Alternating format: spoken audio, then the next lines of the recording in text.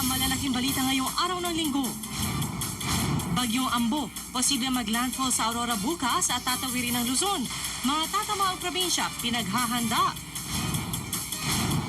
Ginang nabuntis at umaming nagsasyabu, napatay sa saksak ang 3 taong gulang niyang anak.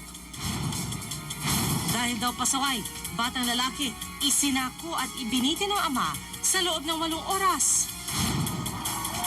President-elect Rodrigo Duterte nanindigang dapat nang matigil ang banta ng Abu Sayyaf, pero bukas nga ba sa pakikipagnegosasyon? Viral video ng mga sasakyang walang pakundangang nagka-counterflow sa Mandaluyong, umaani ng batikos.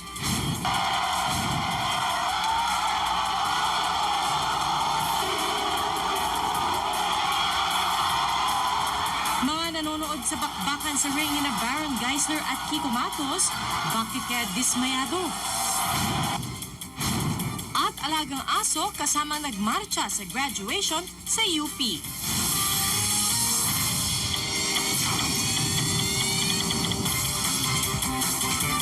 Magandang gabi po. May bagyo ngayon sa ating bansa at ang bagyong Ambo na kauna-unahang bagyo ngayong 2016. Kailangan pong maging alerto lalo na yung nasa Aurora area dahil inaasang magla-landfall dyan ang bagyo bukas ng umaga.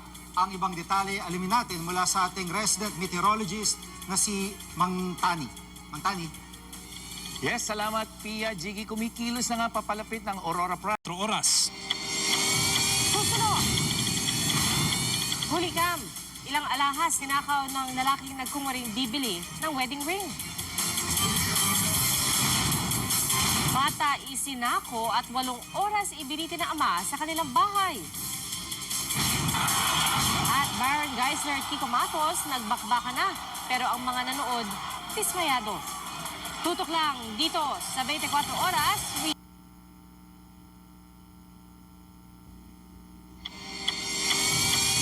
Up next, sino kayang kapuso actor ang Bartolome Alberto sa totoong buhay?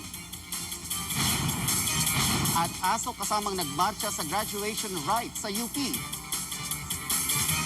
Abangan yan sa pagbabalik ng 24 Oras Weekend. At yan po ang mga balita ating tinutukan ngayong weekend mula sa Tahanan ng Katotohanan. Ako po si PR Canghel. Ako si Jiggy Manicad, ito ang GMA, walang kinikilingan, walang pinoprotektahan. Walang kasinungalingan, serbisyong totoo lamang. At dahil hindi natutulog ang balita, Nakatuto kami 24 oras.